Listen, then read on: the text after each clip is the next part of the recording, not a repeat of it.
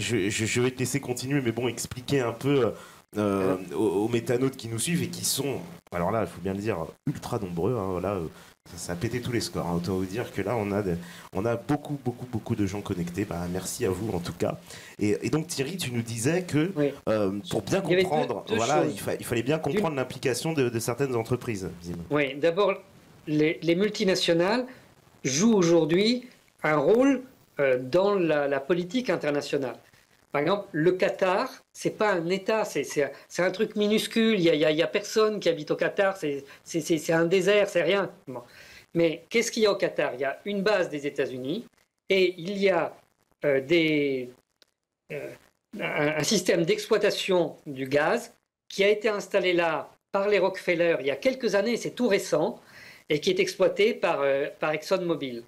Donc, aujourd'hui, peut-être que le Qatar a une politique, mais franchement, tout le monde s'en fout, c'est rien le Qatar. Par contre, quand ExxonMobil utilise le gouvernement du Qatar pour faire quelque chose, là ça compte, là c'est très important. ExxonMobil, ça a ça doit être la 3e ou 4e multinationale dans le monde. C'est un pouvoir gigantesque, c'est beaucoup plus important que la France, ExxonMobil. Hein. Donc voilà, ça c'est un exemple. Je disais pas autre exemple que David Petraeus, qui est le fondateur de Daesh, qui en est toujours le parrain le plus clair. Hein, il est venu faire une conférence à Erbil il y a quelques semaines où il a dit Daesh n'est pas notre ennemi. Hein, notre ennemi, c'est l'Iran, il a dit, c'est pas Daesh. C'est clair. Ah bah moi les choses sont claires. Hein. On peut pas être plus clair. L'ancien ce monsieur, aujourd'hui, il est le conseiller géopolitique d'un très grand fonds de placement aux États-Unis, le fonds KKR. Voilà. Ça, c'est une première chose que je voulais dire. La deuxième chose, c'était que nous raisonnons selon un schéma ancien où il y avait des États face à d'autres États. Mais aujourd'hui, avec le processus de la globalisation, où on a essayé de diminuer le pouvoir des États, il y a un phénomène qui apparaît où à l'intérieur de toutes sortes d'États, y compris en France, il y a plusieurs politiques qui sont menées en même temps. Et des politiques complètement contradictoires. Alors, c'est très visible aux États-Unis, où la Maison-Blanche a une politique qui vise à assurer le leadership des États-Unis sur le monde. Mais il y a un autre groupe, composé à la fois de démocrates et de républicains, et d'ailleurs plutôt de démocrates que de républicains, un autre groupe autour de Hillary Clinton, de David Petraeus, de John McCain pour les républicains, ou de quelqu'un que vous connaissez peut-être pas, mais qui est très important, qui est Jeffrey Feltman à l'ONU. Ces gens-là, eux, ils ne visent pas le leadership, ils visent la domination complète. C'est tout à fait une autre stratégie. Et donc, ces groupes s'opposent violemment. On l'a vu pendant la guerre de Libye, on le voit là pendant la guerre de Syrie.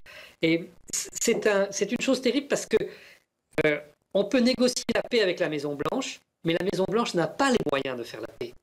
Il y a d'autres groupes qui décident à sa place ce que fait sa propre armée. Pendant un an, le président Obama a dit on crée une coalition internationale pour bombarder Daesh. Mais ils n'ont jamais bombardé Daesh. Ils lui ont largué des armes. Il y a plein de témoignages de ça. Et ça a duré jusqu'à ce qu'il y ait l'accord entre la Maison-Blanche et l'Iran. Et là, tout d'un coup, Obama a essayé de reprendre en main cette coalition. Il a viré le général qui dirigeait cette coalition. Et puis, il a essayé de commencer à faire quelque chose avec les Russes. Mais tout lui échappe des mains. Donc, le monde est en train de changer d'un paradigme où il y avait quelques États très puissants, puis après un seul État super puissant. Et maintenant, il n'y a plus vraiment de leadership nulle part parce que tout le pouvoir se désagrège partout en même temps.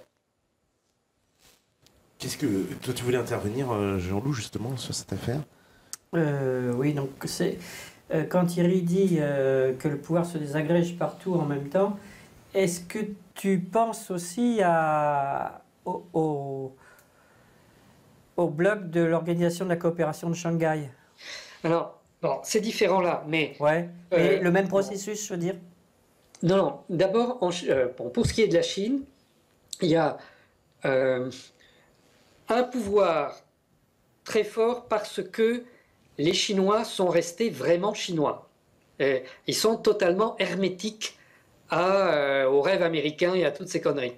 Donc, leur gouvernement garde une certaine autorité. Mais pourtant, bon, j'ai eu l'occasion d'aller en Chine ces temps-ci, et les responsables chinois que j'ai vus m'ont dit on ne peut pas vous faire donner de visa par le ministère des Affaires étrangères parce que le ministère des Affaires étrangères, dès qu'on fait quelque chose, les États-Unis sont au courant.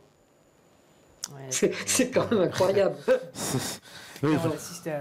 Et alors, pour ce qui est de la Russie, la Russie est en train. D'abord, la Russie, il faut le dire aujourd'hui, parce que personne n'en a conscience en Europe, mais la Russie est la première puissance militaire mondiale. Les États-Unis sont archi dépassés, c'est fini. L'OTAN, ça ne vaut plus rien, puisque la Russie a maintenant une arme qui lui permet de déconnecter les commandes des armes des États-Unis. Ils ont déployé ça ici en Syrie, mais ils l'ont déployé également en Ukraine, en Crimée et à Kaliningrad. Ouais. Non. Entre les États-Unis et la Russie, la Russie pourrait utiliser ses armes, mais les États-Unis auraient beau appuyer sur les boutons, les missiles ne partiraient pas. Voilà, c'est aussi simple que ça. Donc, la Russie est aujourd'hui la première puissance militaire mondiale. Donc ça bouleverse tout, partout. Mais en Russie, alors que le Kremlin a un pouvoir vraiment important, il y a une partie du système qui est tenue par quelques milliardaires, et cette partie du système est beaucoup plus tournée vers l'Occident que vers les intérêts de la Russie. Le président Poutine n'est absolument pas un tsar, un dictateur qui gouverne tout chez lui. Il est au contraire en bataille permanente pour essayer de conserver le pouvoir politique face à des financiers qui veulent le saper. Voilà. Donc même là-bas, il y a des problèmes, mais ce n'est pas le type de problème qu'il y a en Occident où il y a deux politiques en même temps. Là-bas, c'est le pouvoir politique qui combat contre le pouvoir capitaliste, mais il n'y a qu'une seule politique. Par exemple, l'armée russe, il n'y a qu'un seul chef, ça c'est très clair. Alors que l'armée des États-Unis, vous avez un bataillon qui fait autre chose, et puis vous avez un grand chef ailleurs qui fait quelque chose de complètement contradictoire. Ça, c'est n'importe quoi, cette armée.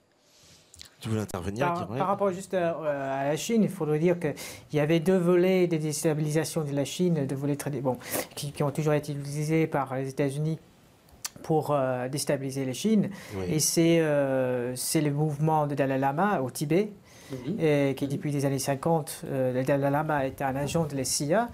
Et il a travaillé pour la CIA pendant des années pour cette lutte, pour créer un État des lamas, effectivement une dictature lamiste, parce que c'est une des pires dictatures de l'histoire de l'humanité.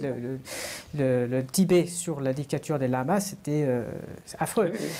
Et ces mouvements de l'indépendance du Tibet, ça a toujours été un mouvement terroriste. Hein. Il y a toujours eu des attentats terroristes, et il y a maintenant des kamikazes. On a beaucoup de kamikazes. On voit la presse occidentale parler de ces kamikazes comme des martyrs. On utilise le langage du terrorisme pour le justifier. Et l'autre, bien évidemment, c'est les Ouïghours. Le Congrès mondial des Ouïghours, c'est à Washington. Donc, bien évidemment, il y a des Ouïghours en Syrie. Oui, Syrie, oui, c'est un énorme problème aussi. Ça crée des problèmes avec la Turquie, surtout, parce que les Turcs ont beaucoup d'influence dans le Xinjiang, parce que c'est appelé le Turkménistan, le Turkestan de l'Est. Et ces eux, ils font les guerres un peu ils font des sous-traitances de terreur en Asie centrale. S'il y a un autre élément autre élément complexe dans cette affaire, c'est le rôle de la Turquie en Asie centrale, avec le soutien de ces groupes turcophones, etc. Donc je pense que je suis d'accord avec ce que Thierry Meyssan a dit par rapport à l'État chinois. Je pense qu'il y a l'État chinois est suffisamment fort pour pouvoir mater les révoltes terroristes de Ouïghours et le mouvement au Tibet, parce qu'ils sont plus nombreux.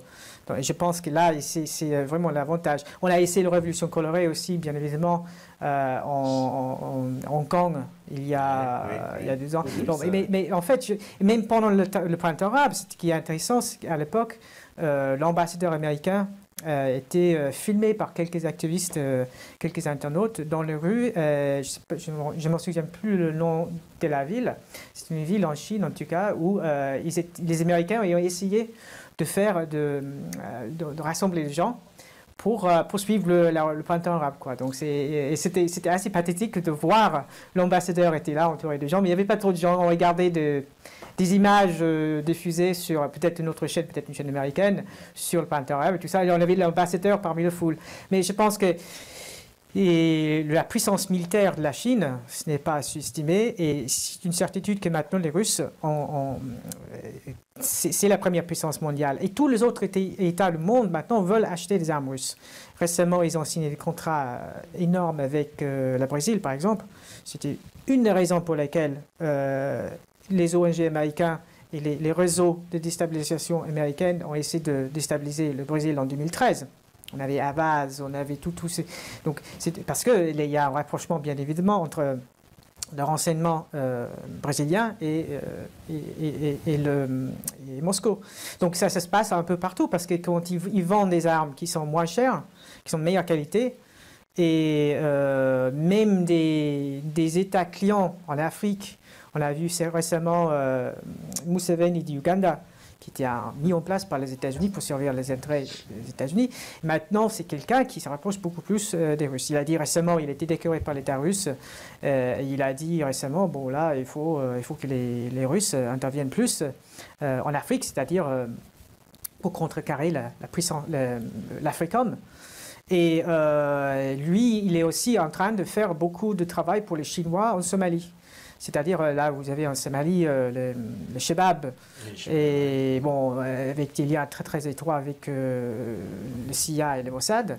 Et maintenant, tu as une armée ugandaise très forte, très puissante, qui voit que, en fait, finalement, la région de l'Afrique de l'Est ne va pas arriver à sortir de la misère si il ne signe pas de contrat avec les entreprises chinoises. C'est-à-dire que chaque fois quand on remplace un dictateur en Afrique, on n'arrive jamais en fait à affaiblir la Chine. Et même la Chine en Afrique sont en train de s'imposer beaucoup plus. On a vu récemment une base militaire à Djibouti. À Djibouti, oui. Donc il y a, et je pense entre la Cameroun et en Cameroun aussi, parce que l'Afrique Média avait révélé il y a 1 an, je pense, que les forces spéciales françaises avaient été arrêtées en Cameroun, luttant à côté de Boko Haram. Mais il y a un avion français aussi qui s'est fait prendre. Et ils ont été répatriés, etc. Et maintenant, le gouvernement français met pression sur le gouvernement camerounais d'arrêter de censurer la chaîne Afrique Média, et aussi des sociétés civiles. C'est une autre chose quand on a parlé de la guerre de quatrième génération, on a parlé de ces 2 aspects, c'était la révolution colorée et le terreur.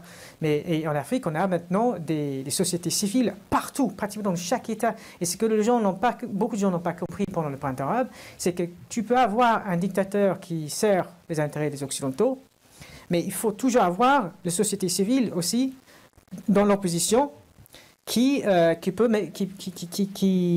être utilisée pour mettre pression sur ce dictateur quand il va en Chine ou en Russie signer des contrats. Ce qui est en train de se passer partout en Afrique. Et c'est vraiment c'est quelque chose... c'est un signe de désespération, je pense. Donc tu as de plus en plus des leaders africains qui se tournent vers la Chine. Je pense que c'est inévitable maintenant. Ces basculement, parce qu'on voit bien vers l'Orient. Parce qu'il y a une volonté d'amener, comme le disait tout à l'heure Thierry, cette volonté d'amener le chaos en Europe. Mais on voit qu'aussi, parallèlement, on amène le chaos en Afrique. Partout. Ils sont en train de mener une guerre contre la Burundi depuis le mois d'avril. et avec ses sociétés civiles, mais et des groupes terroristes. Oui, parce que alors l'Est de l'Afrique est mis à feu et à sang depuis un certain nombre d'années maintenant.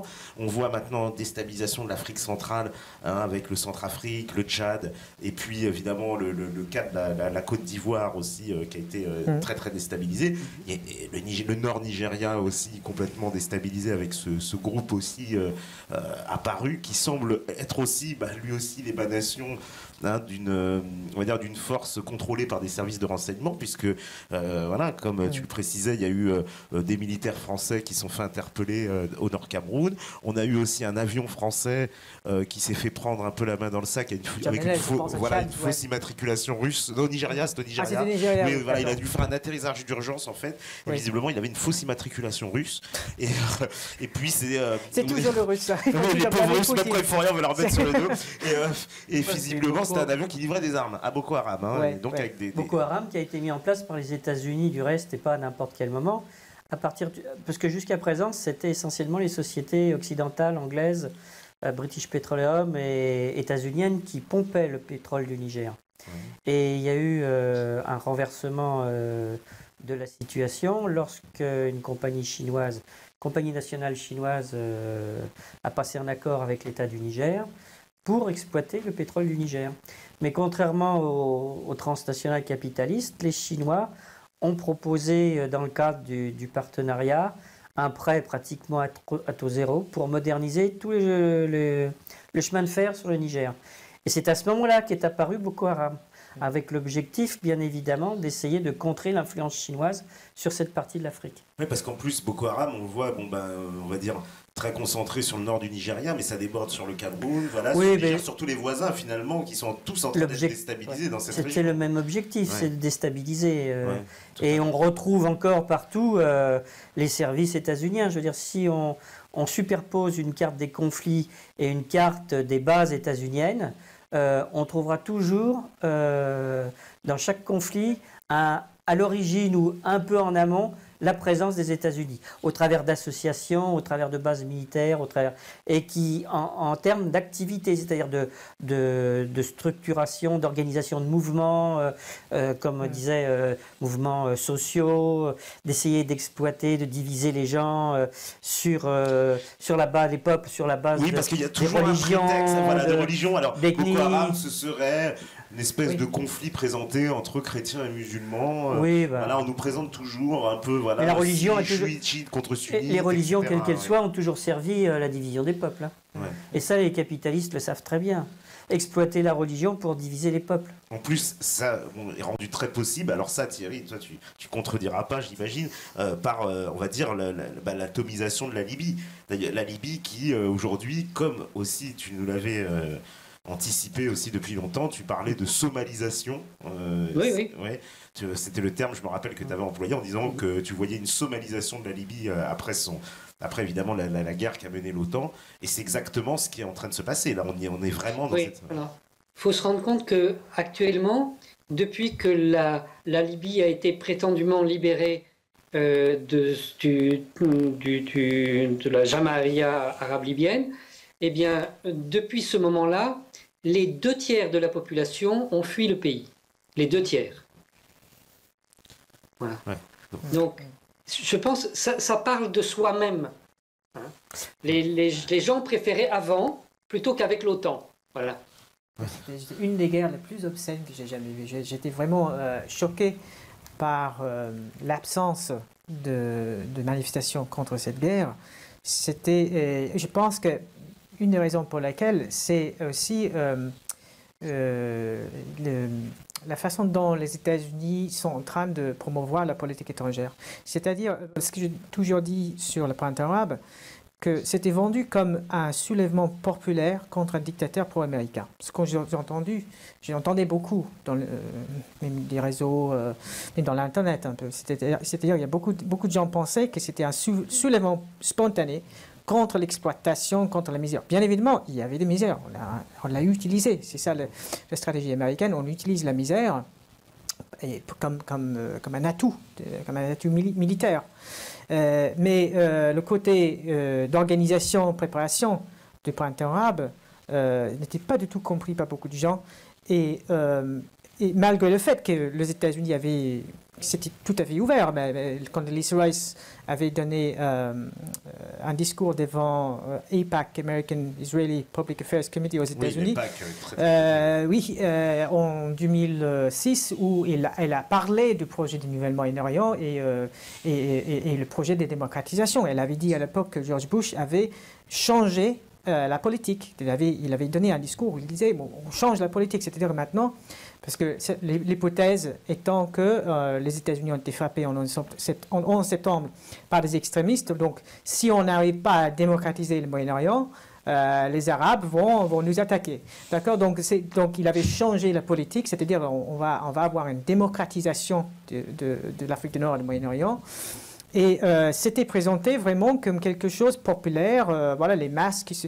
Et donc, pour moi, l'origine de tout ça, c'est du trotskisme. Ça revient de l'idéologie trotskiste, c'est-à-dire c'est du capitalisme qui se déguise en socialisme. C'est ça. Et si on regarde si on pense aux gens qui ont créé le National Endowment for Democracy en 1983, c'était de Trotsky, c'est-à-dire il venait de l'international socialiste. Donc on assiste à un international capitaliste, comment dirais-je, une révolution permanente du capital. C'est ça. Donc, dans ce sens-là, les néoconservateurs ont beaucoup été influencés par les idées de Trotsky, surtout. Et c'est ce qu'on est en train de voir un peu en Afrique. C'est-à-dire, il y a des oppositions aux dictateurs, parfois, c'est-à-dire des gens comme des clients, des Occidentaux, comme dans beaucoup de pays. Mais en même temps, vous avez une opposition complètement contrôlée par les ONG américains. Et c'est toujours cette forme de faux gauchisme. Donc je pense que ça n'a pas été compris par beaucoup de gens et ils se trompaient royalement. Et même les analystes pour qui j'ai beaucoup de respect, en fait, ils n'avaient rien compris. Ils pensaient que c'était une révolution populaire, et puis il y a eu la contre-révolution. La guerre en Libye, c'était la contre-révolution des Occidentaux parce qu'ils voulaient empêcher la révolution, le printemps arabe. Donc c'était de non-sens pur et dur. Il faut comprendre que les Occidentaux n'ont jamais soutenu des révolutions populaires. Jamais, jamais, jamais, ils vont jamais soutenir. Les empires ne soutiennent pas les révolutions populaires. Donc bien évidemment, l'empire est toujours contre-révolutionnaire. Donc c'est une leçon de base, c'est la première leçon dans le cours sur l'impérialisme. L'empire soutient toujours la contre-révolutionnaire. Toujours. Il n'y a pas d'exception. Donc, dès que tu vois un article dans la presse disant qu'il y a un soulèvement populaire, les gens, il faut avoir des doutes tout de suite. Il faut réfléchir. Mais ils n'ont pas réfléchi. Pourtant, M. Hollande nous explique qu'avec ses grands alliés démocrates que sont l'Arabie Saoudite et le Qatar, il soutient une révolution populaire ici en Syrie. Oui. Mais comment ils arrivent, alors ça, c'est souvent la question que je pose, j'ai envie de la poser à vous trois, mais comment ils arrivent justement à nous vendre à chaque fois comme ça des histoires, comme on dit, ils sont à dormir debout, truc énorme. Ouais. Oui. On nous vend un storytelling à chaque fois de chaque guerre qui prépare l'opinion publique en fait à accepter l'idée même de la guerre, parce que comme tu l'as précisé, la guerre en Libye n'a pas soulevé effectivement, on va dire, beaucoup d'opposition au sein de la population, parce que la majorité des gens pensaient que c'est une révolution populaire, Kadhafi de toute façon un horrible personnage et que le monde serait mieux sans lui. C'est comme ça que ça s'était présenté en fait à la population occidentale, et les gens en ont acquiescé, j'ai envie de dire, ils ont admis qu'il y avait une part de vérité, un peu comme sur cette révolution syrienne, où pour le coup, j'ai quand même envie de dire que depuis les attentats justement du 13 novembre, on constate un changement de position quand même des éditorialistes dans la majorité des médias mainstream qui aujourd'hui admettent l'existence de ces groupes djihadistes. On en parle ouvertement et on parle aussi, mais alors... On y va du bout des doigts pour parler de notre implication réelle. On préfère... Bon, j'ai entendu quand même qu'on a mis ça sur le dos, évidemment, de l'Arabie Saoudite, du Qatar, qui sont véritablement impliqués, mais sans jamais, évidemment, parler de notre propre implication. D'ailleurs, toute la classe politique s'est offusquée des propos de Bachar el-Assad à la suite des attentats, qui avait dit « mais la France ne fait que finalement que payer la politique qu'elle a soutenue ». Une parole que, pour ma part, j'avais trouvé assez sensée, mais qui n'a pas du tout plu à tous les hommes politiques. Ils se sont dit « c'est une provocation ». d'information, etc. Alors que... Oui, mais enfin, la question qui est posée, c'est celle des médias français aussi. Oui, mais exactement. Oui. Moi, je vois au fil de mon enquête, si vous voulez avoir des renseignements sur ce que font les militaires et les conseillers de la DGSE en Turquie ou en Jordanie contre la Syrie, pour prendre le cas de la Syrie, vous lisez la presse anglaise, vous lisez la presse russe, vous lisez la presse libanaise, mais si vous regardez la presse française, vous ne trouverez rien. De même, si vous voulez, ça va très loin, c'est une désinformation totale. Vous avez vu qu'au début de 56 du tome 1, je publie 3 photos que vous ne verrez jamais dans les médias français, où l'on voit des millions de Syriens qui sont dans plusieurs villes de Syrie en train de manifester, non à l'agression étrangère, non à la guerre. Alors évidemment, ils ne peuvent pas montrer ces photos parce qu'ils ont reproduit systématiquement les communiqués de l'Élysée-Matignon qui disaient « Voyez, Bachar al-Assad est un dictateur, il tire sur son peuple ». Alors, quand vous dites qu'un dirigeant politique d'un pays tire sur son peuple, vous ne pouvez pas montrer des photos, vous voyez des millions de personnes du même peuple en train de lui manifester son soutien contre l'agression étrangère. Du reste, M. Sarkozy et son ministre des Affaires étrangères, M. Juppé, avec son Premier ministre, M. Fillon de l'époque, puis après M. Hollande avec son Premier ministre et puis M. Fabius, ministre des Affaires étrangères, ont utilisé ni plus ni moins que les méthodes de propagande qu'utilisaient les nazis en 1939, quand ils ont envahi d'une part d'abord la Pologne et puis la Tchécoslovaquie. C'est-à-dire qu'ils retournent, si vous voulez, leurs crimes contre les pays, contre leurs victimes, en faisant porter, ils font porter à leurs victimes les crimes qu'ils commettent à leurs propres victimes. Et ils transforment la vérité, ils font de leurs paroles, si vous voulez, de la vérité officielle, la vérité officielle. On l'a vu après beaucoup plus tard, et ça dans le tome 2, je le décortique, sur le cas de l'accusation, par exemple, l'armée syrienne a utilisé des armes chimiques. Je reprends tout un tas d'articles de la presse, aussi bien la presse écrite, la presse parlée, et quand on met les titres les uns derrière les autres avec les jours, les heures, etc., et puis que l'on voit la réalité, on comprend comment s'organise le mensonge sur un simple problème. Vous avez vu dans le tome 1, je parle d'une dépêche de l'AFP où il y a eu, place du Trocadéro à Paris, une manifestation qui a rassemblé plusieurs milliers de Syriens qui protestaient contre l'agression étrangère contre leur pays et qui apportaient leur soutien au président Assad. Alors il y avait dans cette manifestation le drapeau syrien et il y avait également quelques portraits de Bachar el-Assad. Eh bien la journaliste de l'AFP qui était présente sur place, vous avez vu, je reproduis son communiqué, a réussi à transformer cette manifestation en manifestation de la prétendue opposition syrienne. Un mois plus tard, le Parisien libéré procédait de la même manière malhonnête. Alors comment voulez-vous que le gars qui va le matin à son boulot, qui prend un café sur le zinc du bar au coin de chez lui en mangeant son croissant et qui jette un coup d'œil sur Aujourd'hui ou sur la presse qui reproduit ces mensonges, quand il voit ça, il n'a pas d'autre source d'information, donc pour lui c'est vérité acquise. Alors ça, répété dans le temps, à longueur de jour, d'heures, ça commence le matin, le soir, le journal télé, à longueur d'heure, avec, regardez les journaux télévisés aujourd'hui en France. Ce sont des bulletins de santé du Premier ministre et du Président de la République. Il ne se passe pas un journal télévisé sans qu'on vous parle ou sans que l'on donne la parole à un membre du gouvernement ou au Président de la République, au Premier ministre. Je pense juste un petit point sur... Comment on est arrivé là, dans une situation où les gens croient au droit d'ingérence ou à la guerre humanitaire, ce concept de la guerre humanitaire. Je pense qu'on a travaillé longtemps sur le concept de la guerre humanitaire.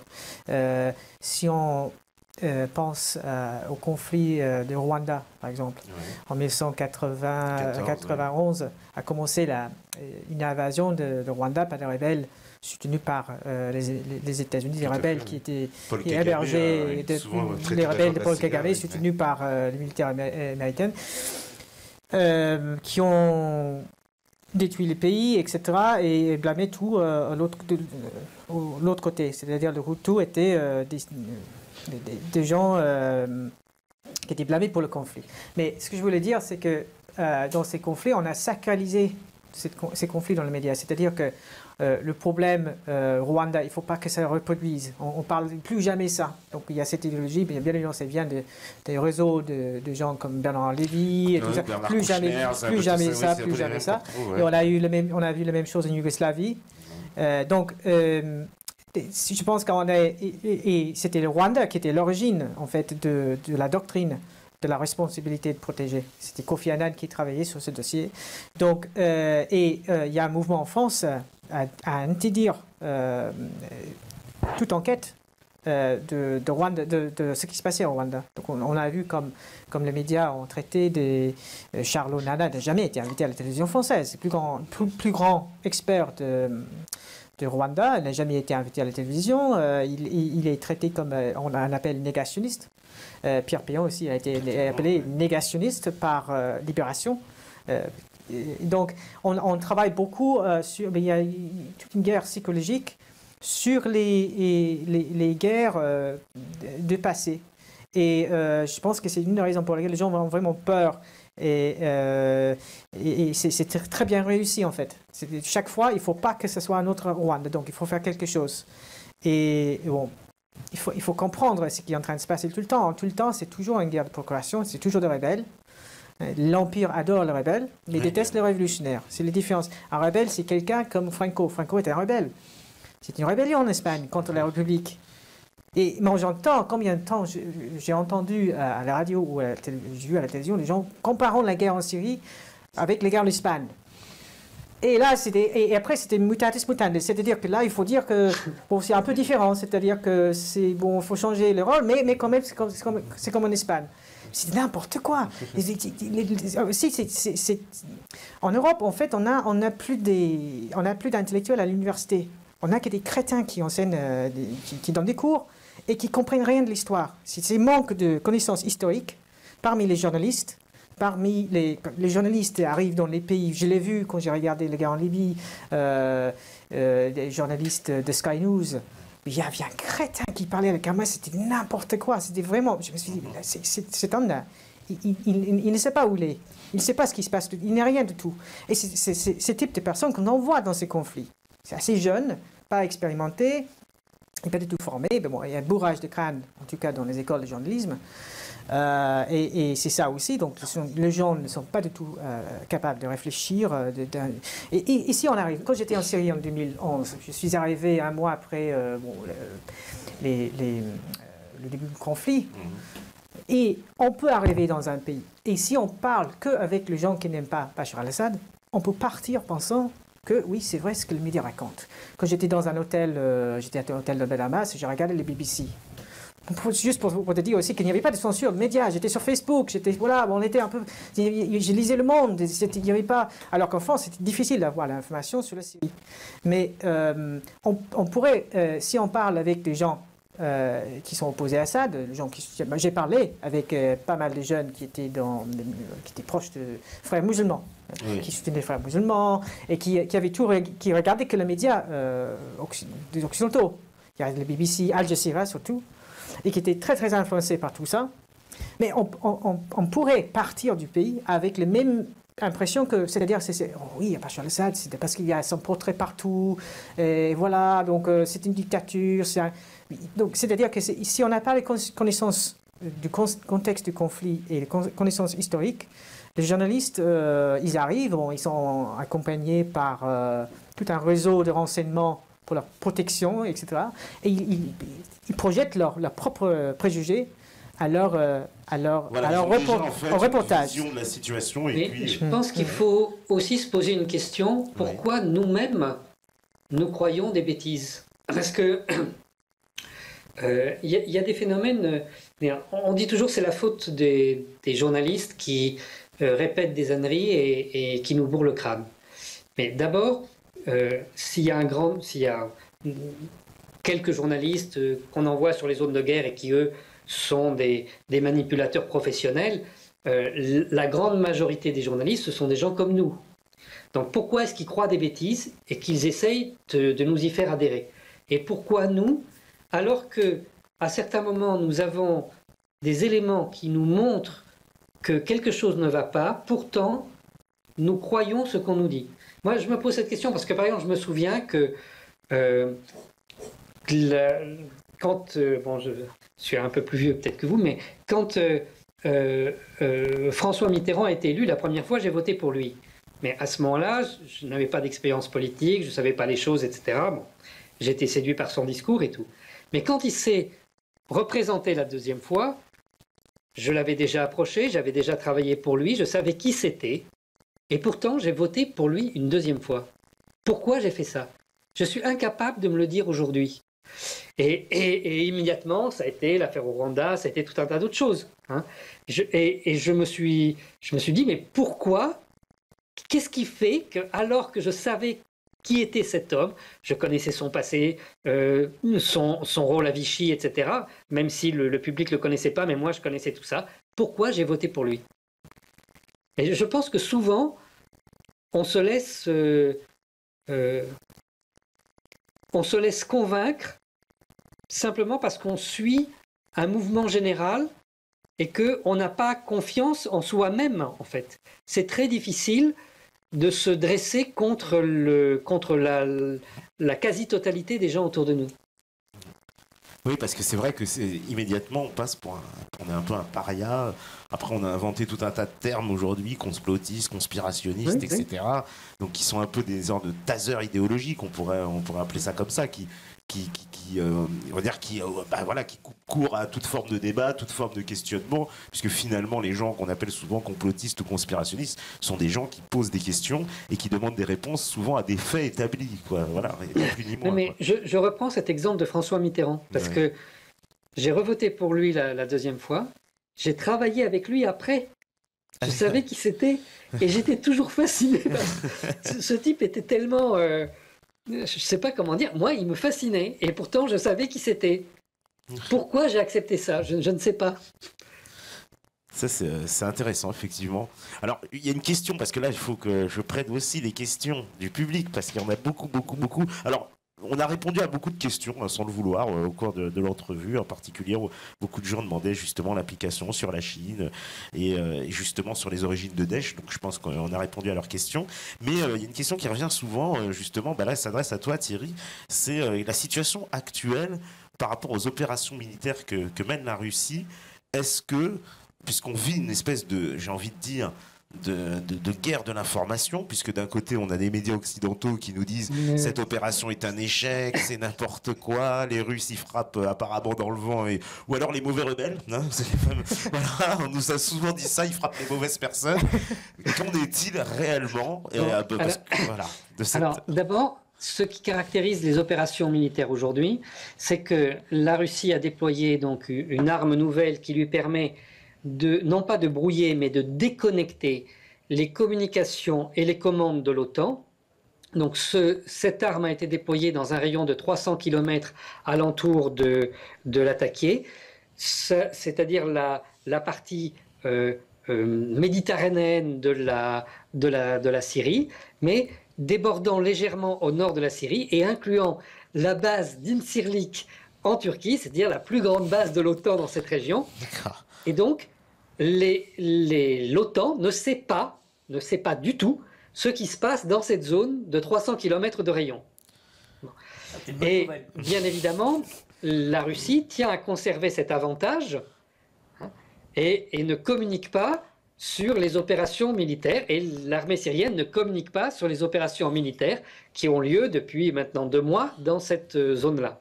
D'accord. Alors, donc je ne vous dirai rien à ce sujet, mais vous pourrez entendre certainement qu'il n'y a pas pour le moment d'avancée au sol importante des troupes de l'armée arabe syrienne. Or, comment dire, c'est tout à fait logique dans le cadre de la stratégie qui a été choisie, puisque pour le moment, il s'agit de détruire les centres de commandement et les usines de fabrication de munitions que Daesh avait installées ou que Al-Qaïda avait installées. Et ça va très loin. Vous savez que c'est une guerre qui dure depuis plusieurs années et que les Occidentaux ont amené là-bas un matériel incroyable. Il y a des foreuses qu'on utilise pour le métro. Vous voyez, si ce n'est pas importé, je ne sais pas où ça se trouve. Hein. Des foreuses qu'on utilise pour le métro et qui ont permis aux différents groupes terroristes d'installer des tunnels ici et là. Ils ont construit des bunkers souterrains pour installer leurs états-majors. Donc il y a énormément d'ouvrages qui ont été construits et ça, seule l'armée russe avait les moyens de les détruire avec des bombes pénétrantes, etc. Bon. Donc d'abord on détruit ça et après il doit y avoir une avancée des troupes au sol. D'autre part, les troupes russes interviennent pour le moment dans ce rayon de 300 km alentour de la Dakié et n'interviennent pas dans la partie est du pays. Alors on pourrait penser que peut-être ils vont faire ça en 2 étapes ou peut-être ils ne sont pas du tout intéressés pour mener le combat dans la partie est. Et je disais en début d'émission que le Royaume-Uni, la France et Israël ont le projet de créer un faux Kurdistan au nord du pays, un Kurdistan où il n'y aurait pas de Kurdes, puisqu'il n'y a pas de Kurdes qui habitent à cet endroit-là, ou s'il y en a, ils sont 10% de la population, mais il y a 90% de la population qui n'est pas kurde à cet endroit-là. Donc il voudrait créer un Kurdistan, puis une fois qu'il l'aurait créé, il voudrait obliger les Kurdes de Turquie à fuir leur pays, à s'installer là. Donc ça ferait une Turquie vraiment turque, le grand rêve ottoman absolu. Bon. Donc, en fait, actuellement, il y a une opération très vaste qui est préparée à la fois par l'armée arabe syrienne, par le Hezbollah et par l'armée russe, et une opération dont vous ne verrez le résultat que dans quelques semaines, peut-être quelques mois, mais vous verrez le résultat de cette opération partout au même moment. Donc, c'est la stratégie qui a été choisie et vous ne devez pas vous inquiéter du fait que pour le moment, on ne sait pas trop ce qui se passe. C'est normal. D'accord, c'est pour ça qu'il règne donc la plus grande confusion vis-à-vis des informations. Je veux dire, on est un peu confusionnisme. Juste une chose, puisque Thierry a évoqué la question du Hezbollah, c'était, rappelez-vous comment dans les médias pendant des années on a entendu parler du Hezbollah comme organisation terroriste. Oui. Mais personne aujourd'hui dans la presse française, pratiquement personne, ne dit que le Hezbollah est engagé aux côtés de l'armée syrienne, aux côtés des Syriens qui se sont organisés en comité de défense populaire pour soutenir leur armée, pour lutter contre les terroristes. Oui. Alors je dis ça aussi, c'est parce que vous avez vu comment dans toute cette campagne depuis des années, on essaie d'amalgamer les trafiquants, les djihadistes trafiquants qui ont été importés en Turquie et les présenter comme des musulmans pour désigner l'arabe, le musulman comme responsable de tous les maux qu'aurait la société française. Alors c'est important de souligner qu'il y a des militants islamistes qui sont les groupes du Hezbollah qui luttent contre le terrorisme sur le terrain en Syrie. Ouais, c'est absolument. Ouais. En Europe, on a créé aussi cette distinction entre les sunnites et les chiites et il faut que tout le monde rentre dans ce clivage et on a une lecture avec les bons sunnites qui sont nos alliés et les mauvais chiites qui sont nos ennemis. Sauf que quand on est sur place au Proche-Orient, le Proche-Orient, c'est pas du tout comme l'Afrique du Nord et ça n'est pas du tout comme les pays du Golfe. C'est 3 cultures totalement différentes, même si ce sont 3 régions où l'islam est en principe majoritaire. En tout cas, en Syrie, il y a beaucoup de populations qui ne sont ni sunnites ni chiites. Et c'est ça qu'on veut détruire visiblement. C'est clair que ceux-là n'ont pas de place. Ils doivent être éliminés en priorité de manière à ce qu'il y ait ce conflit entre les deux d'islam, on va dire. Deux principales courants d'islam. Oui. On est en train de détruire des États qui sont véritablement des modèles. La Syrie, c'est un modèle de la tolérance. C'est un modèle d'un mécanisme confessionnel. Et la Libye aussi, bien évidemment. Donc on est en train de détruire des pays qui ont vraiment réussi à s'affirmer, les pays postcoloniaux qui vivant dans une région extrêmement difficile qui est le Moyen-Orient, la Syrie a réussi à s'affirmer comme État-nation avec toutes les complexités qu'il y avait. On ne comprend pas, beaucoup de gens ne comprennent pas, c'est que dans un pays comme ça où il y a beaucoup de clans, beaucoup de tribus et beaucoup de potentialités de déstabilisation par ses voisins et par les Occidentaux, etc., si on arrive à avoir un leader fort qui fait ses preuves, comme Hafez al-Assad l'a fait pendant des années, les gens ont tendance à vouloir avoir les continuations de ces pouvoirs. Et c'est la raison pour laquelle les Assad en Syrie, ils ont réussi à gagner la confiance du peuple. Et dans cette situation, on comprend mal parce que nous, en Occident, on ne comprend pas ce qui c'est un leader populaire. Parce qu'on n'a jamais eu un leader populaire chez nous. Donc, quand on voit un leader populaire comme Assad, on dit que voilà, les gens sont forcés d'aller... oui, j'ai vu. Les gens sont forcés d'aller manifester pour lui. Bon, c'est le régime qui met le portrait dans les rues parce que là, tout le monde a peur de lui et tout ça. On ne comprend rien. Mais si François Hollande était capable de résoudre les problèmes économiques de la France et de l'Europe, et d'arrêter le terrorisme, et il voulait rester au pouvoir pour la vie, je dirais oui, ce serait magnifique d'avoir François Hollande pour la vie s'il était capable de faire ça. C'est-à-dire qu'on est complètement focalisé sur la temporalité. C'est-à-dire qu'il faut que quelqu'un soit élu. Et en fait, l'alternance politique, c'est vraiment une arnaque parce qu'on fait une élection, on fait une cercle chaque 5 années, 7 années pour élire un autre homme qui sert exactement les mêmes intérêts. C'est pour ça que dans les pays post-coloniaux, avoir un État fort et un parti hégémonique, c'était très important. C'est pour ça que la Chine n'aurait jamais arrivé à s'affirmer comme puissance industrielle sans le Parti communiste chinois, parce que c'était ces facteurs d'unité et de stabilité dont le pays avait besoin, parce qu'autrement, on financerait l'opposition. Il y aura une opposition toujours financée par les États-Unis, alors qu'en Chine, il n'y a pas trop de possibilités de déstabilisation. Donc, tous ces pays post-coloniaux ont toujours eu un État fort. Il faut avoir un État fort et un parti hégémonique, même si en Syrie, il y avait des partis d'opposition. Il y a toujours une opposition légale, démocratique en Syrie. Mais c'est un point qu'on ne discute jamais. Il y a différentes formes de démocratie, différentes formes de république, et les formes spécifiques correspondent aux besoins concrets historiques de ces peuples dans leur contexte géopolitique, économique, etc.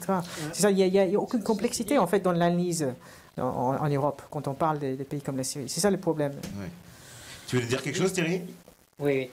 D'abord, il y a un régime est adapté à un État, mais des fois, il n'est pas adapté aux circonstances internationales. La Jamaïria arabe libyenne était certainement un système extrêmement démocratique, puisque c'était conçu sur le principe des socialistes utopiques de l'Europe au XIXe siècle. Hein. Mais lorsque la Jamaïria arabe libyenne s'est trouvée face à l'OTAN, eh bien, elle n'avait pas les moyens de se défendre, parce que c'était un système trop décentralisé et tout ça. Pour ce qui vient d'être dit sur la Chine, bien sûr, mais je voudrais éviter qu'on en tire une conclusion par rapport à la Syrie. Je tiens à dire que le président Bachar el-Assad a été élu démocratiquement en présence de la totalité des ambassadeurs étrangers qui étaient présents ici. Alors si la France a fermé son ambassade, eh ben, on n'y peut rien, hein. Mais tous les représentations diplomatiques qui sont ici ont suivi cette élection et ont confirmé que c'était absolument démocratique. Il a été très largement réélu, à mon avis, à la manière dont Charles de Gaulle a pu être ovationné à Paris à la fin de la Deuxième Guerre mondiale. C'est pareil, c'est normal, c'est l'homme qui a sauvé le pays jusqu'à présent face à la plus grande coalition que l'histoire n'ait jamais connue, puisque je vous rappelle qu'en 2012, il y avait 130 États et organisations internationales qui s'étaient coalisés derrière François Hollande pour dire que Bachar el-Assad devait partir. C'est quand même incroyable. 130 États et organisations internationales. Ça n'est jamais arrivé dans l'histoire auparavant. Hein. Donc, c'est quand même normal que son peuple se retrouve derrière lui dans ces conditions. Et j'insiste là-dessus parce que je suis ahuri, choqué, quand j'entends des responsables politiques ou des journalistes français dire qu'aujourd'hui, il y a un débat à l'international sur le sort du président El-Assad. Je ne comprends pas ce que ça veut dire. C'est-à-dire que tous les gens qui disent que les grands États devraient décider du sort du président El-Assad, ce sont des gens qui pensent que le suffrage universel n'a pas de valeur. C'est-à-dire que ce sont des gens qui affichent publiquement leur mépris pour la démocratie. Et ça, venant de responsables français, c'est quelque chose qui me sidère. Oui, parce que finalement, celui qui est le plus droit dans ses bottes là-dessus, c'est Poutine, qui l'a répété encore Oui. dans la conférence avec Hollande, c'est aux Syriens de décider l'avenir de la Syrie. Voilà. Et c'est très important parce que depuis le début, le président Poutine n'a jamais dit qu'il soutenait le président Bachar el-Assad. Il a dit qu'il soutenait le peuple syrien. Voilà, le choix du peuple syrien. C'est le peuple syrien qui décide de son président et ça n'est pas lui. Et ça, c'était historiquement la position de la France à l'époque de De Gaulle. Mais aujourd'hui, le discours qui est tenu, c'est un discours exclusivement colonial. Nous sommes la grande puissance, nous décidons pour vous. Nous avons autrefois colonisé la Syrie, nous allons la coloniser à nouveau. Nous avons donc créé l'armée syrienne libre, nous lui avons donné le drapeau de la colonisation française et nous allons reprendre cette colonisation. Et récemment, l'ancien président Valéry Giscard d'Estaing disait que le seul moyen de rétablir la paix en Syrie, il a dit ça au journal Le Parisien, c'était de rétablir un mandat de l'ONU sur la Syrie, c'est-à-dire de rétablir la colonisation de la Syrie, puisque vous savez que l'ONU n'a jamais donné de mandat à personne, ni d'ailleurs la Société des Nations auparavant. C'était les alliés de la Première Guerre mondiale qui avaient donné un mandat, donc une autorisation de coloniser la Syrie à la France, et puis d'autres États à la Grande-Bretagne. Donc ça avait conduit, c'était les accords de Sykes-Picot, de François Georges Picot et de M. Sykes pour la Grande-Bretagne, et le petit-neveu de François-Georges Picot, de l'homme qui a organisé la colonisation française du Proche-Orient, son petit-neveu, c'est Valéry Giscard d'Estaing, qui disait récemment qu'il fallait rétablir un mandat, créer un mandat de l'ONU sur la Syrie. Ah bah, ironie de l'histoire. Mais on prive les gens de leur... C'est une logique parfaite. De leur dignité, c'est ça. Là, on peut priver les gens de leur dignité. Parce qu'on nie le fait que la Syrie, c'est un état de droit. Combien de fois j'ai entendu que la Syrie n'est pas un état de droit? C'est un état de droit. Il y a des juges, il y a des avocats, il y a des politiciens élus. Ça a toujours été un état de droit. C'est le grand succès de la République syrienne. C'est ce qu'ils ont construit un état de droit. C'est un pays qui a réussi. Et combien de fois j'entends, ce n'est pas un état de droit. On prive les pays du Sud de leur dignité. On fait exactement la même chose en Côte d'Ivoire. On veut délégitimer le pouvoir. Exactement, en Côte d'Ivoire, on a enlevé un président démocratiquement élu. Donc, c'est tout à fait ouvertement colonial. Hein. On avait un consensus médiatique absolu sur tout ça. Oui, c'était pire qu'Hitler, visiblement. Du reste, il y a quand même un point qui mérite d'être souligné, c'est que je disais tout à l'heure que les médias français, aucun média français n'a parlé des réformes qui ont été entamées sous la présidence de Bachar el-Assad et qui sont poursuivies, y compris, qui se poursuivent toujours du reste, y compris pendant la guerre, des réformes structurelles même qui sont importantes, et de la nouvelle constitution. La nouvelle constitution, ce n'est pas quelque chose qui a été décidé comme le sont décidées en France les réformes constitutionnelles par des juges porteurs d'hermine avec le Conseil constitutionnel et quelques notables qui se choisissent entre eux.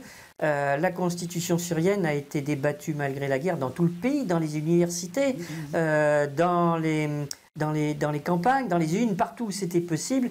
Il y a eu des rencontres avec des spécialistes de la Constitution, des lois, avec des partis politiques. Il y a 10 partis politiques qui siègent au Parlement, à l'Assemblée du peuple à Damas.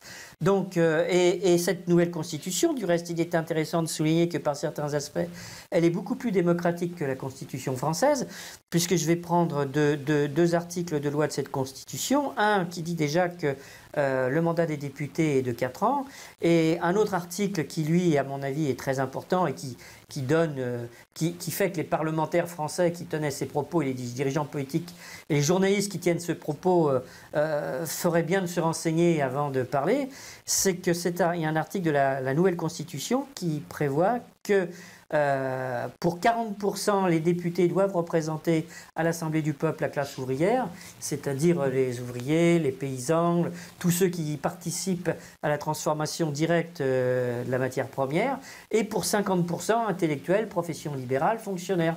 Alors quand on voit ce qui est fabuleux, alors comment ça va rentrer dans la vie, ça va mettre du temps, il faut que la paix revienne, il faut que ça s'installe, mais il y a la volonté politique de faire une démocratie authentique, tout en respectant les principes de l'islam, qui est également présent dans cette constitution. Dans le tome 2, du reste, j'interviewe une députée de l'Assemblée du peuple, et je lui pose cette question sur la présence de l'islam dans la constitution. Mais cela pour dire que quand on voit la composition du Parlement français, et que l'on regarde les professions, la composition sociologique, la composition socio-professionnelle des députés, mais il n'y a plus un député qui représente la classe ouvrière, il n'y a plus un député qui représente le monde paysan. C'est-à-dire que les forces vives, quand vous avez enlevé les forces vives de la nation, sont complètement absentes du Parlement. Alors, quand vous regardez, quand vous avez enlevé les fonctionnaires qui viennent des finances, quand vous avez enlevé les enseignants, quand vous avez enlevé les magistrats, quand vous avez enlevé les avocats, les dirigeants d'entreprise, mais les forces vives de la nation ne sont plus représentées. Et c'est nous qui nous permettons de donner des leçons au peuple syrien sur qui il doit élire comme président, sur quel devrait être son gouvernement. Mais c'est vraiment, oui, c'est l'âme des colons qui hante encore les couloirs de l'Élysée-Matignon. Et du reste, il faut quand même rappeler, je l'ai dit tout à l'heure, mais rappeler fortement que les Français n'ont rien fait contre la guerre contre la Syrie, de même qu'ils se sont tus, à part les actions qui ont été menées par, je pense, à BDS par exemple, ou à d'autres organisations qui ont mené des actions de solidarité avec la Palestine, mais dans leur majorité, les Français se taisent et laissent faire le génocide et le dépeçage du peuple palestinien. Et c'est idem pour la Syrie. Et l'on se permettrait, nous, de venir donner des leçons au peuple syrien qui, malgré la guerre, malgré les difficultés que lui cause l'État français, les dirigeants français, parce que cette guerre, c'est pas la guerre de la France, c'est pas la guerre du peuple français. Cette guerre, c'est la guerre de Nicolas Sarkozy, de François Hollande et du gouvernement Valls contre la Syrie démocratique. Je pense qu'il faut le souligner parce que les médias français ne parlent pas du tout et ils n'ont pas intérêt à montrer que la Constitution est démocratique. Par contre, vous verrez des photos sur l'un des dirigeants des Frères musulmans reçus par Mme Guigou à l'Assemblée nationale. Là, ça, c'est vraiment c'est un grand moment de la démocratie française. Une constitution qu'on peut consulter en ligne. C'est en ligne, la Constitution syrienne, en traduction anglaise, je pense en français aussi. Donc c'est tout à fait ouvert. On peut lire les articles de la Constitution. Et je suis tout à fait d'accord. Sur le site de l'agence de presse SANA, oui. S-A-N-A, je le dis pour les internautes qui nous écoutent, on peut aussi consulter la Constitution. Oui, et je pense que cet élément aussi de la participation de la classe ouvrière et la paysannerie en Syrie, c'est vrai que le Hafez Assad il a fait beaucoup de réformes agraires quand il a pris le pouvoir, et c'était dans le Moyen-Orient où les conditions de vie étaient moyenâgeuses, c'était vraiment nécessaire. Ils ont fait beaucoup de progrès, donc les paysans ont toujours il y a toujours un soutien des paysans et surtout dans l'armée. L'armée était l'armée syrienne, c'est une armée aussi assez prolétaire. Donc c'est vraiment une véritable force du pays. Donc c'est un pays très. Je pense que c'est la raison pour laquelle il n'y a pas peut-être vous allez me corriger, mais je pense que la raison pour laquelle il n'y a pas eu de défections. Trop de défections dans cette guerre, c'est qu'on a cet élément de popularité, c'est-à-dire l'armée est assez solide et populaire, et les gens en Syrie, pratiquement chaque famille en Syrie a quelqu'un dans les militaires.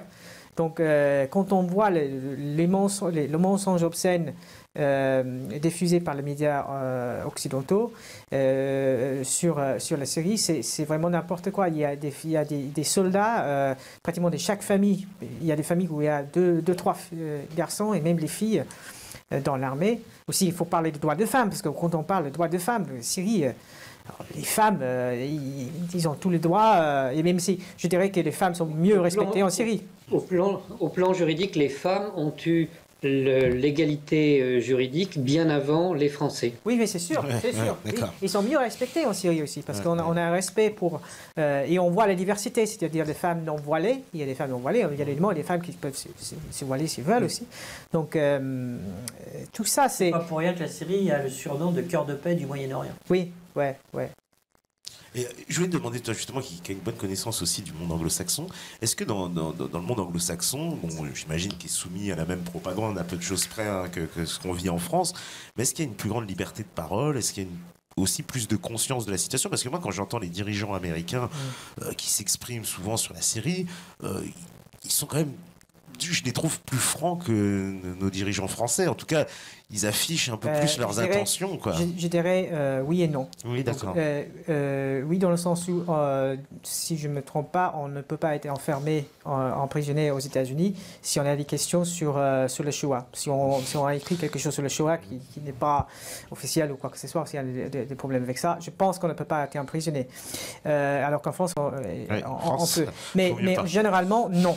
Généralement, non, et parce que moi je lis la presse anglaise et la presse américaine, la presse en anglais tout le temps, mais bon, c'est la même chose en Allemagne, c'est la même chose en Allemagne, en Italie, en Espagne. C'est-à-dire que moi je trouve pas, si on veut avoir notre point de vue, il faut aller lire la presse vénézuélienne, il fallait lire la presse russe. Les Chinois ne disent pas trop de choses non plus. Hein. Les Chinois sont très diplomatiques. Ils vont jamais. Ils sont très. Ils vont pas. Moi, quand j'étais en Chine, j'ai regardé avec beaucoup d'intérêt les émissions sur la Syrie pour voir ce qui. Parce que je comprends pas le chinois, je peux pas vraiment savoir. Mais je dirais non. En général, je pense que j'ai eu des exemples. Je peux citer quelques exemples, peut-être d'exception. En Angleterre, il y a eu quelques articles de la presse anglaise, mainstream, Telegraph par exemple, disant il y a 1 ou 2 ans que oui, le gouvernement britannique était du côté d'Al-Qaïda. Et le titre était Monsieur Cameron, pourquoi sommes-nous dans le même camp qu'Al-Qaïda? Et c'était assez honnête comme article, c'était assez surprenant. Je pense qu'en Angleterre, aussi, il y a peut-être un élément idéologique. Parce qu'en France, on a quand même une autre composition politique qui est l'Angleterre. Et l'Angleterre, c'est une monarchie. Donc c'est une monarchie où les rapports, l'histoire est complètement différente que celle de la France. Et en France, on a beaucoup vendu l'idée de la révolution pendant le printemps arabe. C'est-à-dire que combien de fois j'ai entendu les gens dire « Ah oui, c'est comme nous, c'est 1789. Oui, j'ai entendu ça tout le temps. Et c'est-à-dire que les pauvres Arabes, finalement, ils rattrapent. Hein, parce qu'ils sont arriérés et du coup, et en fait, on a beaucoup flatté, on fait beaucoup de flatteries sur la Révolution française et tout ça. Et j'ai voyé ça dans les médias, c'est-à-dire que c'était plus facile de vendre le printemps arabe en France parce que le gouvernement français, c'est un gouvernement issu de la Révolution bourgeoise française et qu'il y a cet élément de la mission de civilisation de la France, la mission et l'idéologie des droits de l'homme, qui est l'idéologie de la bourgeoisie occidentale. Et donc, je pense que ça, c'était plus facile à vendre en France de ces points de vue, alors qu'en Angleterre, c'est traditionnellement conservateur. C'est-à-dire, révolution, c'est pas pour la reine, c'est pas exactement que la reine... donc, quand la reine est derrière une révolution, on sait qu'il y a quelque chose qui tombe par an. Et donc, la presse... mais ce que je voyais dans la presse en général, et ce qu'on voit en France, c'est que moi, je n'ai vu... dans la presse dite conservatrice, comme le Figaro, on trouve beaucoup plus d'honnêteté sur les guerres coloniales que dans les presses dites de gauche, comme Le Monde ou Libération. Ils étaient à fond derrière toutes les guerres, parce qu'ils sont déguisés en guerre populaire, révolution populaire, etc. Donc là, alors que dans le Figaro, ce monsieur qui écrit pour le Figaro, Renaudot, c'est ça Georges Malbruno. Oui, donc lui, par exemple, il a soutenu aussi du reste, Frédéric Ponsin, je pense, qui a écrit un bouquin sur... C'était Frédéric Ponsin, n'est-ce pas? Un spécialiste français qui avait écrit un livre, je ne sais pas, je ne me rappelle plus son nom, mais il a écrit un livre sur la Syrie où il disait que c'était, c'est n'importe quoi ce qu'il fait les médias. Il était soutenu par le journaliste du Figaro. Donc aujourd'hui, pour les guerres, puisque peut-être la presse conservatrice représente, ils ne mentent pas. C'est-à-dire qu'ils disent, oui, nous sommes Nous sommes de droite. C'est intéressant. Nous sommes de droite, donc ce qu'ils font, c'est ça. Alors que la presse de gauche, ils mentent tout le temps sur leur idéologie. C'est-à-dire la presse de gauche qui est véritablement de droite. J'ai consulté pas mal la presse étrangère au fil de mon enquête sur plusieurs années. Et c'est vrai que aux États-Unis, dans la presse états-unienne, on trouve quand même des informations, alors à vérifier, mais on trouve quand même des journalistes, comme dans la presse anglaise, qui sont y compris en poste au Liban, par exemple, ou même qui se déplacent là-bas sur le Moyen-Orient. Mais on trouve quand même des informations sur les activités de la CIA. J'ai trouvé des articles passionnants dans le Los Angeles Times sur, par exemple, comment, quand l'Arabie Saoudite ne faisait pas des vols d'acheminement de munitions et d'armes suffisamment rapidement, comment le Qatar a pris le relais, avec des articles qui étaient fouillés, des correspondants qui étaient sur place, etc. Bon, alors il faut prendre toujours avec beaucoup de précautions, parce qu'il y a des choses qui peuvent être téléguidées par les services de renseignement. Mais j'ai trouvé quand même pas mal de choses sur les activités de la CIA et de différentes associations. La presse israélienne aussi. Oui. Dans la presse israélienne, ils parlent beaucoup de leurs activités. C'est ça, quand on lit la presse israélienne, c'est vrai que quand tu fais le tour, que tu regardes la Russie, l'Angleterre, l'Allemagne même, et que tu regardes la presse des pays latins, je dirais, c'est-à-dire principalement, je resterai sur la France, l'Espagne, l'Italie, c'est d'un alignement sur la guerre. Eh bien, ce sont les anciennes puissances coloniales. La France, contrairement à l'Angleterre, elle, qui avait avec la France mandat. C'est du reste intéressant, puisque l'Angleterre et la France se partageaient le mandat sur le Levant, entre la Palestine, la Syrie et le Liban, ce qui est devenu. Et quand on regarde le contenu de la presse anglaise et le contenu de la presse française, sur la crise syrienne, ça n'a rien à voir. On trouve des articles dans la presse anglaise, même y compris sur l'affaire d'immigrants, excuse-moi, mais qui sont vraiment plus fouillés, plus cherchés, avec des gars qui essaient d'établir des contacts sur place. Ici, les mecs, ils écrivent des communiqués. Je ne peux pas vous raconter là tout, parce qu'on n'a pas le temps, mais des trucs que j'ai vus dans les médias français, je veux dire, c'est lamentable.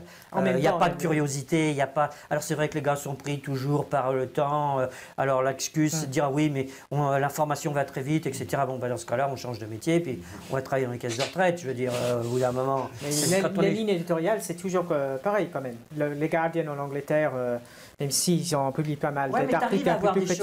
Oui, des correspondants qui sont sur place, et les gars arrivent à faire passer des articles qu'ici tu ne peux pas faire passer. Je ne peux pas tout raconter là, mais la censure que j'ai vécue sur tous les hebdomadaires de la place de Paris, sur un article sur le début de cette enquête, sur les groupes des frères musulmans que je localise en France dans les années 91, 91, 92, 93, c'est là que ça commence, cette enquête que je suis après, avec leur société, etc. La censure dont j'ai été victime. J'ai fait le tour de tous les hebdomadaires de la place de Paris pour publier cette enquête, et ça a été une censure totale. Alors là, lâcheté, c'est-à-dire c'est formidable ce papier, on fait 5 pages, et alors après le mec il est en réunion, il est en reportage, il est en vacances, tu n'arrives plus à avoir personne, de VSD en passant par au Figaro Magazine, en passant par Paris Match, Le Point, Le Nouvel Observateur, l'Express, etc.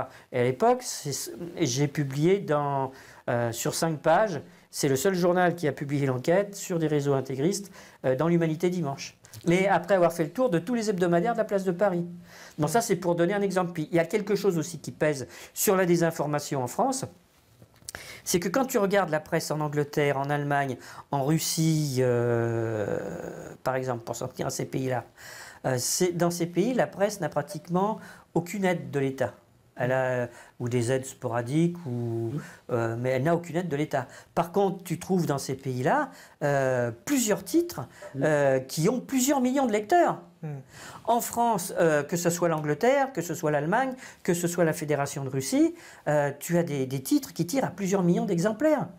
Par contre, quand tu regardes la France, tu as quoi? Tu as des médias qui reçoivent des milliards d'euros d'aide publique directe et indirecte, parce que ça se fait sous différentes formes. Mais par contre, les lecteurs sont en baisse continue. Les journaux perdent leurs lecteurs. Ils sont et le seul maintenant par l'État, n'est-ce pas? C'est une grande différence entre le parce que attends, je vais juste dire un truc. C'est l'hommage du vice à la vertu, parce que le seul journal d'information générale qui maintient son nombre de lecteurs et qui progresse en abonnés, c'est le Canard enchaîné, et c'est le seul journal de la presse d'information générale qui n'a ni publicité, ni subvention, ni aide de l'État. Mais parfois, en fait, les commentaires sur les sites internet, ce que je trouve beaucoup plus intéressant et mieux recherché. Le problème est que pendant les guerres en Libye et les guerres en Syrie, je pense que c'était pendant les guerres en Syrie, j'avais vu que le Monde arrêtait de publier des commentaires parce que tout le monde se plaignait. Tout le monde disait c'est n'importe quoi, qu'est-ce que vous allez nous vendre maintenant, vous nous pensez vraiment pour des chrétiens, etc. Donc ils arrêtaient de publier des commentaires. Donc ils publiaient leur Observatoire syrien des droits de l'homme, tout ça qui est une non-sens pur et dur, qui a démontré combien de fois que l'Observatoire syrien des droits de l'homme n'existe pas, qui est le Foreign Office d'Angleterre, continuaient de publier leurs petits reportages et ils devaient supprimer les commentaires.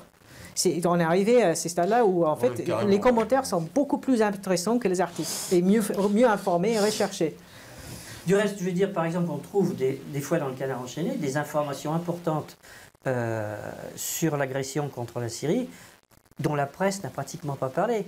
Il y a eu en juillet 2012 une tentative de coup d'État qui a été préparée à Tunis par une rencontre avec plusieurs services secrets occidentaux avec les frères musulmans. C'était leur deuxième tentative de coup d'État après celle de 2011, qui visait à faire une série d'attentats qui ont eu lieu le 18 juillet 2012 à Damas pour décapiter, pensait-il, l'essentiel de l'appareil d'État. Ils ont fait rentrer dans le même temps des milliers de combattants djihadistes par la Turquie et par la Jordanie, jusque dans les faubourgs de Damas, et ils pensaient ainsi prendre le pouvoir. Mais le seul journal qui a rapporté, en France, je parle, qui a rapporté ces faits, qui a décrit le complot Barbouzard contre Bachar el-Assad, c'est le Canard enchaîné, et qui a expliqué où avait eu lieu la réunion à Tunis, comment ça s'était passé, etc. Mais ailleurs, vous ne trouverez nulle part, dans la presse écrite française, vous ne trouverez nulle part l'évocation de cette tentative de coup d'État. Alors on a parlé d'un attentat à Damas, etc. Du reste, si j'ai encore je vais donner une petite précision, c'est qu'il y a un représentant, au moment où il y a eu ce coup d'État le 18 juillet 2012 à Damas, il y a un représentant du Conseil national syrien qui se présente tantôt dans les médias comme représentant du Conseil national syrien en France, tantôt comme représentant de l'armée syrienne libre, qui s'appelle Fahd al-Masri. Et Fahd al-Masri, je vais citer quand même son propos quand il y a eu le coup d'État, le 18 juillet 2012, où plusieurs hauts responsables syriens ont été assassinés, d'autres, ça a fait de nombreuses victimes. Monsieur Fahd al-Masri, dans les médias français, a été interviewé. Il a déclaré que cet attentat était, je cite, « une opération de qualité menée de l'intérieur de la salle de réunion de l'immeuble de la sécurité nationale » et d'ajouter que l'opération de ce mercredi est la première d'une série qui sera perpétrée dans les jours qui viennent dans toutes les villes de Syrie. Voilà comment le représentant de l'armée syrienne libre qui vit tranquillement actuellement à Paris, M. Fahd al-Masri, a qualifié cet horrible attentat. Alors, il y a une question qu'il faut poser au président de la République, à M. Hollande, à son ministre des Affaires étrangères, M. Fabius, et puis aussi au ministre de l'Intérieur, M. Bernard Cazeneuve. Est-ce qu'il considère que l'attentat qui a eu lieu à Paris le 13 novembre dernier, qui a fait 130 morts et de nombreuses victimes, attentat qui a été commis par des individus de la même mouvance idéologique que celle que représente M. Fahd al-Masri, s'agit-il, messieurs, d'une opération de qualité ? Bonne question. J'avais vu, moi, justement, parlant des commentaires, beaucoup de gens qui disaient s'ils font du bon boulot là-bas, peut-être qu'ils ont fait du bon boulot ici. C'était une question. On arrive malheureusement à la fin de cet entretien. Alors, je vais vous laisser chacun conclure un petit peu. On va commencer par toi, Thierry. Tu es toujours avec nous ? Oui, je suis toujours là. Non, j'ai écouté tout ce qui vient d'être dit. Moi, je me demande comment on peut se sortir de tout ça et comment on peut remettre nos gouvernements au service de nos peuples et non pas au service d'intérêts qui viennent semer la mort partout, et y compris sur son propre sol, puisque, je le répète, ce qui s'est passé récemment à Paris est la conséquence de la politique de la France ici, et donc c'est de la responsabilité du gouvernement français ce qui s'est passé à Paris. Donc je ne sais pas comment on peut se sortir de tout ça. Je crois que d'abord il faudra changer la Constitution et changer l'essentiel du personnel politique. D'accord. Moi, j'ajouterais qu'il faudrait que les gens, le public aussi, investissent dans le média, dans un média libre. Parce que c'est quand même une guerre d'information qui se passe. Et je pense qu'une population bien informée, critique de leur gouvernement, une population comme ça n'aurait jamais manifesté pour le Je suis Charlie le mois de janvier. Les gens qui ont manifesté, ils étaient complètement des gens intelligents, des gens éduqués, beaucoup de ces gens qui ont manifesté, mais qui étaient manipulés par la désinformation de la presse. Et c'est peut-être pas toujours leur faute. Pourquoi? Parce que tous les gens travaillent. Ils ont du travail à faire. Ils ont leur vie, leur famille. Donc, quelque chose se passe, ils sont manipulés par les émotions, les médias et tout ça. Donc, mais ces gens-là, généralement, moi je trouve que s'il y a suffisamment de presse libre, c'est-à-dire la presse financée par le public directement, donations, des comités de surveillance du peuple, comme ici par exemple, c'est une presse populaire. Voilà. Donc si on arrivait à multiplier tout ça, et avoir les fonds pour le faire, parce que c'est pour les médias alternatifs, bon, il n'y a pas trop d'argent. Donc les gens, il faudrait acheter des studios, et il faudrait... là, on pourrait imaginer que la dissidence vis-à-vis la guerre contre le terrorisme se monte et arrive à un point où on a une masse critique. Une masse critique de gens qui arrivent à qui faire disent passer des plus choses, ça, et qu'on manifeste contre l'OTAN, et qu'on manifeste contre les guerres, et qu'on manifeste, et tout en manifestant en même temps contre l'austérité, contre le capitalisme, c'est-à-dire qu'il faut tous... En fait, en France, on a tous ces... Et en Europe en général, on a évoqué le sujet, je pense, avant, on manipule les gens tout le temps. Donc pendant la guerre en Libye, la guerre en Syrie, comme tu as dit, on ne manifestait pas contre les guerres. Mais on a manifesté pour le mariage homosexuel ou contre, pour ou contre. C'était n'importe quoi. On était pratiquement dans une troisième guerre mondiale. Et là, on manifeste pour ce genre de choses. C'est-à-dire qu'on chrétienise la population, en fait, avec ces faux débats. Ça, je pense, si le média alternatif est suffisamment bien soutenu par le public, on pourrait bien imaginer de plus en plus de ça. On voit aussi des autres États qui sont en train de devenir plus forts, parce que maintenant on a Russia Today en français, et c'est en espagnol, c'est en arabe. Ça va être diffusé en Afrique, ça va beaucoup influencer. On a Afrique Média en Cameroun. Donc on a de plus en plus Al Mayadeen aussi, qui maintenant sont en train de faire de plus en plus de choses en anglais et en français aussi. Donc, on a une chaîne en Angleterre qui s'appelle Levant TV, aussi, c'est une chaîne qui vient d'arriver. De plus en plus de choses tout le temps. Donc, je pense qu'il faudrait aussi des patrons. C'est-à-dire, parmi les élites, il y a des gens riches. Un patron, moi je l'ai vu quand j'étais en Chine. J'ai rencontré le directeur d'un site web en Chine qui s'appelle Force Media. Et là, en fait, c'est financé par un millionnaire chinois qui était dégoûté par la désinformation sur la Chine avant les Olympiques, quand on a manipulé le conflit avec Tibet. Il était tellement dégoûté qu'il a décidé de financer un centre médiatique. Là, il y a 50 personnes qui travaillent tout le temps. C'est vraiment professionnel. Et ça montre qu'en fait, c'est possible, même des gens comme ça. Donc, c'est une guerre d'information. Donc, sans information plus fiable, on n'arriverait jamais, à mon avis. D'accord. Et Jean-Loup, alors, toi, qu'est-ce que tu dirais en conclusion alors? Je dirais en conclusion déjà qu'il faut remercier Meta TV d'avoir organisé cette réunion. Non, oui, tout à fait. Non, mais je le dis parce que 56, le communiqué de publication a été envoyé à 531 journalistes de la presse parlée et écrite française. Pas un n'a bougé. Au lendemain des attentats du 13 novembre, nous avons renvoyé un communiqué sur le livre, parce que ce livre, comme vous le disiez tout à l'heure au début de l'entretien, établit les relations entre le pouvoir politique français et les organisations criminelles proches des frères musulmans. Donc c'est un travail qui était quand même assez conséquent. Et je voulais en profiter pour aller à la suite de ce que disait mon confrère, pour que Meta TV, comme nous avons Thierry Messant en ligne avec Damas, soit un relais de solidarité. C'est-à-dire que Thierry, tu m'entends là ? Oui, oui, oui.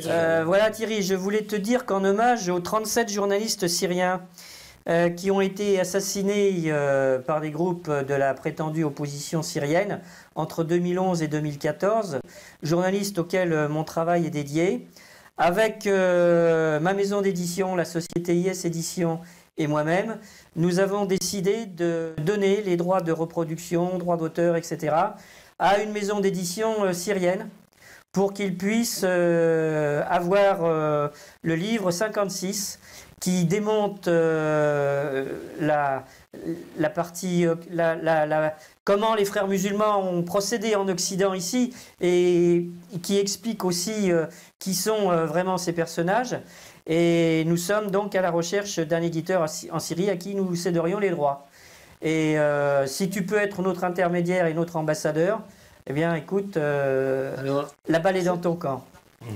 Alors je peux être l'intermédiaire, mais en ce moment, il est assez difficile d'imprimer des livres ici parce qu'il y a très peu de papier et pratiquement impossible de diffuser vraiment des livres ici pour le moment. Voilà. Donc c'est pour ça que l'essentiel se fait par Internet, mais le problème c'est d'abord de traduire ton ouvrage en arabe. D'accord. Et sinon, le livre existe en version numérique, donc le mieux serait par Internet. Oui, absolument. Okay. Là, ça serait très facile. Bon, alors je vais voir avec mes traducteurs syriens. D'accord. Bon, en tout cas, moi, je vous dis un grand merci à tous les trois d'avoir participé à cette émission spéciale. Je pense que le public aussi, lui, se réjouit de cette initiative. Là, et pour preuve, c'est le succès incontestable du nombre de spectateurs qui a presque doublé par rapport à nos chiffres habituels. Donc, ce qui prouve que les gens portent le plus grand intérêt pour cette affaire